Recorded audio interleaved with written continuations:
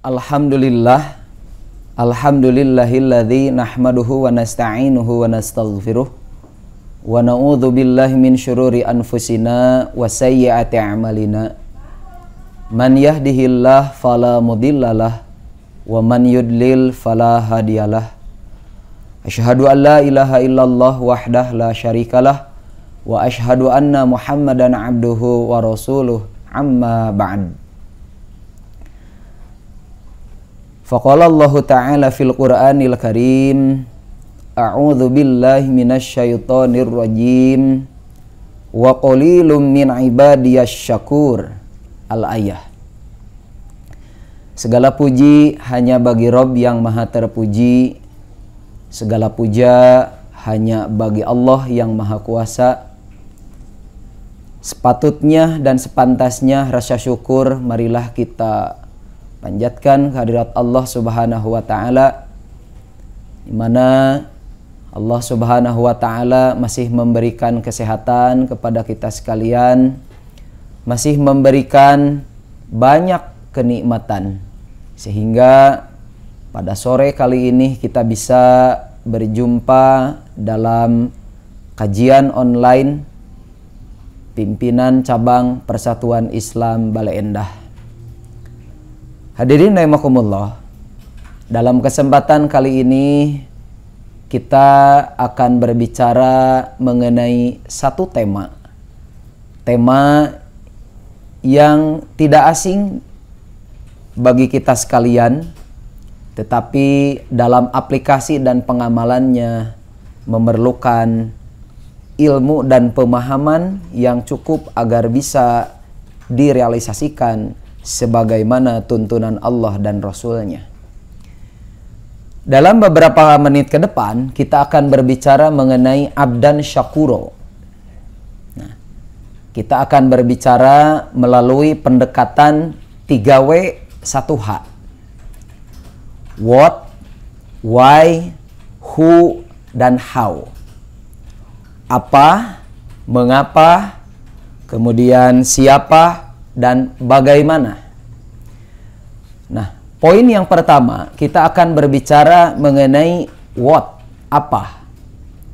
Abdan syakuro, bila kita gali secara mendasar, maka ta'rif dari abdan syakuro terdiri dari abdan dan syakuro, di mana para ahli bahasa mengatakan abdan itu artinya hamba, sebagaimana kita mengetahui bahwa abada ya'budu artinya beribadah atau menghamba. Sementara kalimat syakuron itu adalah berasal dari kata syakaro yashkuru yang artinya berterima kasih. Akan tetapi dalam hal ini menggunakan sigoh mubalaghah, sehingga para ahli bahasa mengatakan bahwa abdan syakuro adalah hamba yang banyak bersyukur atau hamba yang pandai bersyukur. Maka besar harapan melalui kajian ini kita akan terlahir menjadi manusia-manusia yang pandai berterima kasih kepada Allah Subhanahu wa Ta'ala. Hadirin rahimakumullah, poin yang berikutnya adalah mari kita jawab poin why. W yang kedua, mengapa? Mengapa kita harus berbicara mengenai abdan syakuro? Nah, jika kita mendengar, jika kita memperhatikan di bulan Ramadan ini, di antara para imam tarawih banyak di antaranya yang mengimami sholat dengan membaca salah satu surat di juz 30, yakni surat Al-Adiyat. Allah Subhanahu wa Ta'ala berfirman dalam Al-Quran surat Al-Adiyat, a'udzu billahi minasyaitonir rajim, di ayat 6-nya, innal insana lirabbihi lakanud. Sungguh manusia itu sangat ingkar terhadap nikmat Tuhannya. Nah, hadirin rahimakumullah, jika kita perhatikan, Allah Subhanahu wa Ta'ala berfirman di dalam ayat ke-6 surat Al-Adiyat ini, berbicara mengenai karakter dan tabiat manusia.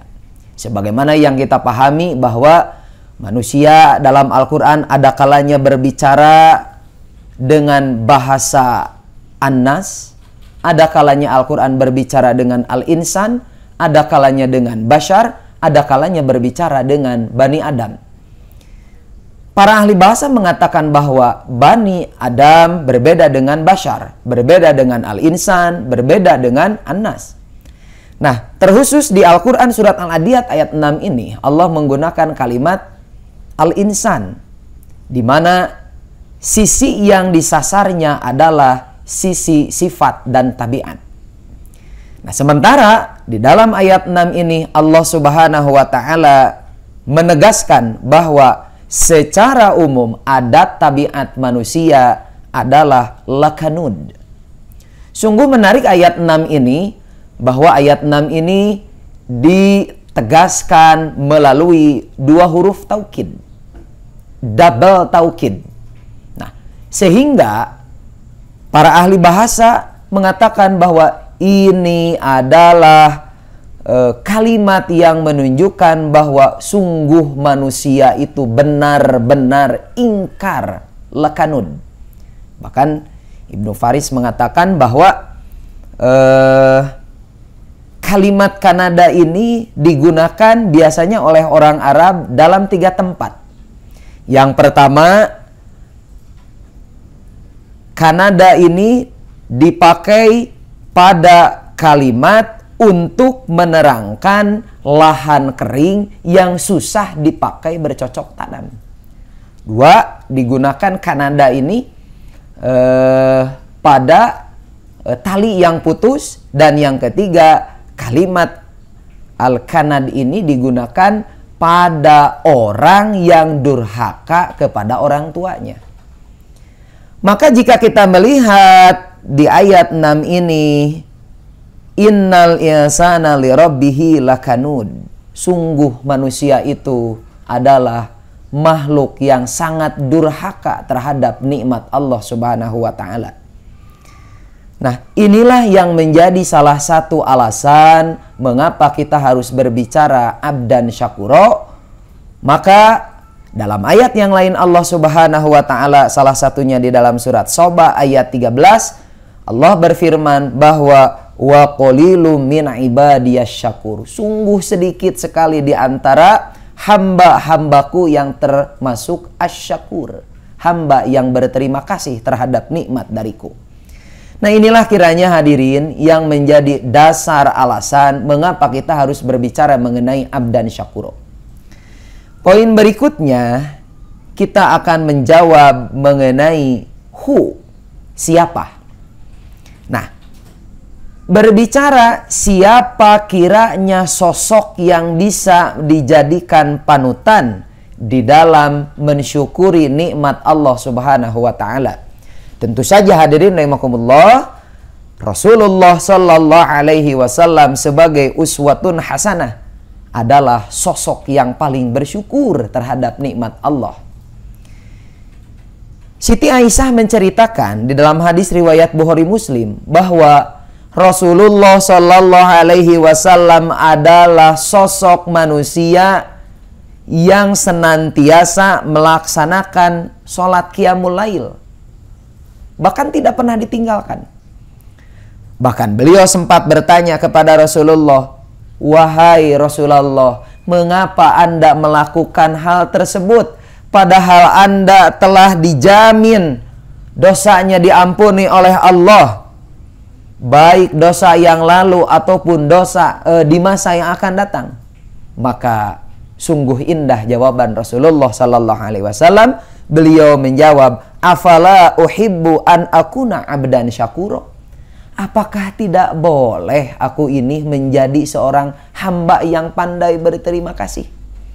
Bahkan Siti Aisyah menceritakan di antara sifat abdan syakuronya Rasulullah sallallahu alaihi wasallam, beliau melaksanakan sholat qiyamul lail sampai bengkak kakinya. Nah, maka Siti Aisyah pun menceritakan ketika Rasul mengalami kegemukan, maka beliau tetap melaksanakan qiyamul lail meskipun sambil duduk sholatnya. Nah, itulah sebabnya inilah sosok yang patut dijadikan idola bagi kita sekalian. Bagaimana Rasulullah Shallallahu Alaihi Wasallam telah memberikan satu uswah tentang pengamalan rasa syukur terhadap nikmat Allah Subhanahu wa taala. Sosok yang kedua yang perlu kita jadikan sosok adalah Rasul yang pertama Allah utus ke dunia, yakni Nabi Nuh alaihi salam. Imam Al-Qurtubi menceritakan bahwa di dalam tafsirnya Nabi Nuh adalah Rasul pertama yang diutus oleh Allah. Nah, yang menarik hadirin rahimakumullah, di dalam Al-Quran surat Al-Isra ayat 3, Allah Subhanahu wa ta'ala menyampaikan bahwa innahu kana abdan syakuro. Nabi Nuh alaihi salam adalah sosok nabi yang termasuk hamba yang pandai bersyukur. Nah, di dalam tafsir Ibnu Katsir, Al-Imam Ibnu Katsir menyimpulkan bahwa mengapa Nabi Nuh disebut sebagai abdan syakuro, hamba yang pandai bersyukur, sebab beliau adalah orang yang senantiasa memuji Allah ala ta'amihi wa syarabihi wa libasihi wa sya'nihi kulluh. Beliau adalah hamba yang senantiasa memuji Allah manakala makan, manakala minum, manakala berpakaian, dan segala aktivitasnya. Nah, maka hal ini sesuai beriringan dengan hadis riwayat Imam Muslim, di mana Rasulullah Sallallahu Alaihi Wasallam bersabda, Innallaha la yardo. Sungguh Allah itu sangat meridoi. Siapa yang Allah ridoi? Anila abdi ayyakulal aklah. Bagi siapapun seorang hamba yang manakala dia makan fayahmadahu alaiha, kemudian dia mengucapkan hamdalah.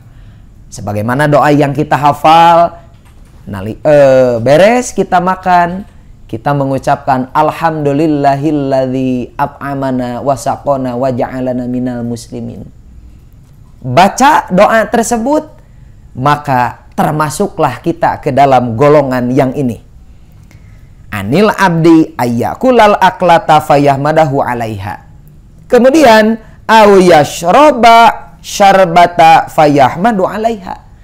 Dan kepada hamba yang manakala dia minum, kemudian dia memuji Allah.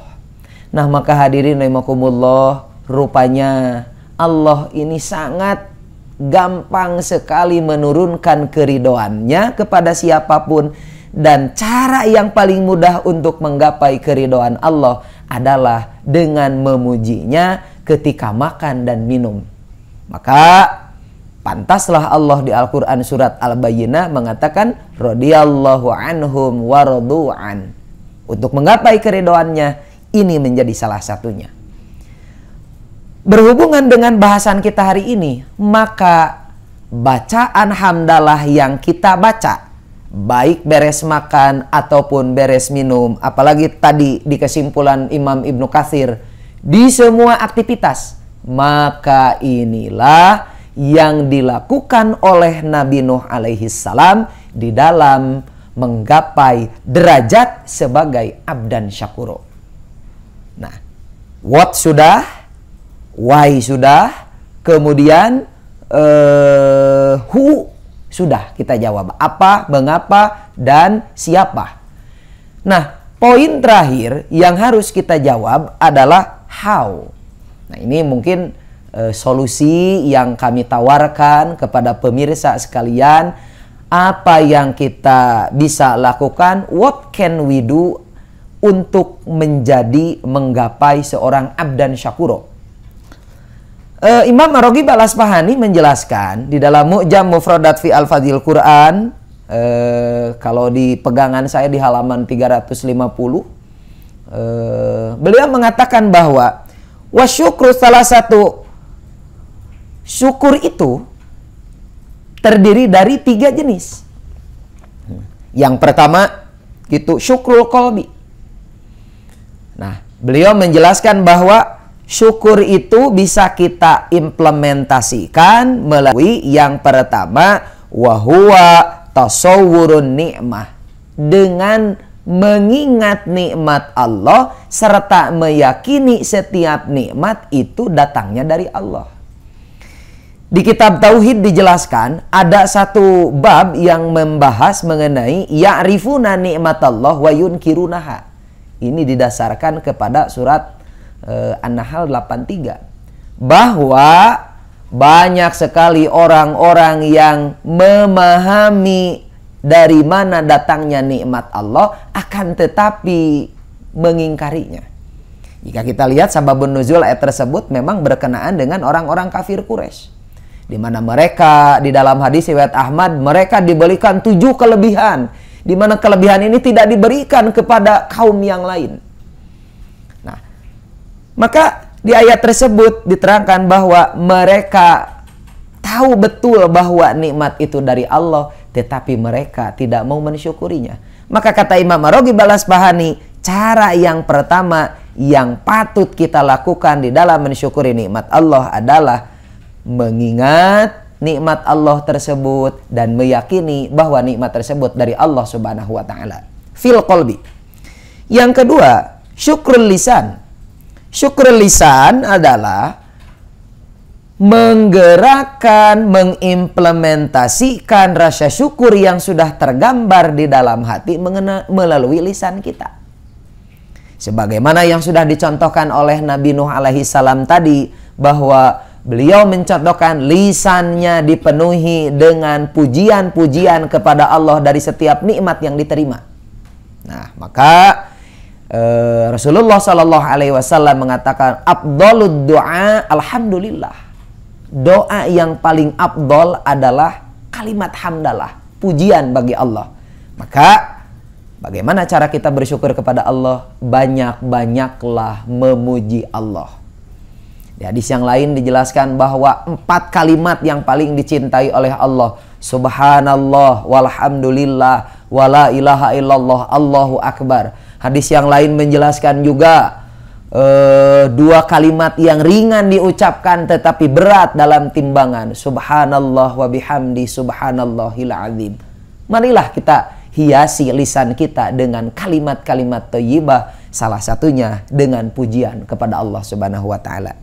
Yang ketiga, hadirin rahimakumullah, yaitu syukrus sairi jawari. Bersyukur melalui segenap anggota badan.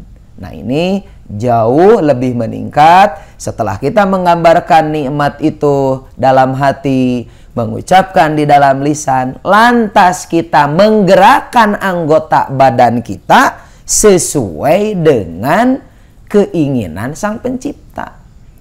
Kita punya lisan, maka kita pakai lisan itu dengan zikrullah. Zikrullah bisa kita lakukan dengan memperbanyak tilawah Al-Quran. Zikrullah bisa kita lakukan dengan memperbanyak yang tadi, pujian bagi Allah. Zikrullah bisa kita lakukan melalui lisan kita dengan banyak berdoa. Kemudian kita banyak melangkahkan kaki kita ke majelis-majelis ilmu atau ke tempat-tempat yang penuh dengan manfaat. Kita menggunakan mata kita untuk melihat hal-hal yang positif, hal-hal yang bermanfaat, dan kita jauhkan pandangan dan penglihatan kita dari hal-hal yang tidak baik. Maka inilah nikmat yang kita syukuri melalui anggota badan kita. Sebagai pemungkas, hadirin rahimakumullah, dalam rangka menjadi abdan syakuro, tidak bisa kita raih tanpa dengan doa kepada Allah Subhanahu wa taala. Itulah sebabnya di hadis riwayat Abu Daud, Rasulullah mengajarkan kepada kita satu doa yang dimana doa ini kalau kita lihat di buku Risalah Salat Dewan Nisbah, Dewan Nisbah menyimpan buku ini, doa ini di bab doa yang bisa kita baca selepas sholat. Nah, beres melaksanakan sholat, kita bisa melaksanakan satu doa Allahumma a'inni ala dzikrika wa syukrika wa husni ibadatika. Ya Allah, tolonglah hambamu ini ala dzikrika, agar senantiasa berzikir kepadamu, wa syukrika, agar senantiasa bersyukur kepadamu, wa husni ibadatika, dan agar senantiasa menjadi seorang hamba yang kalau beribadah, ibadahnya berkualitas. Tidak hanya sekedar ibadah, tetapi ibadah yang high quality, ibadah yang berkualitas. Itulah sebabnya mari kita dawamkan doa ini agar Allah memberikan pertolongannya kepada kita, menjadikan kita menjadi ahli zikir, ahli syukur, dan ahli ibadah. Kiranya itu saja yang bisa kami sampaikan dalam kesempatan sore kali ini. Mudah-mudahan menjadi secerca ilmu yang sedikit demi sedikit bisa kita amalkan dalam kehidupan sehari-hari. Mohon maaf atas segala kekurangan dan kehilapan. Aqulu qouli hadza wa astaghfirullah li wa lakum. Assalamualaikum warahmatullahi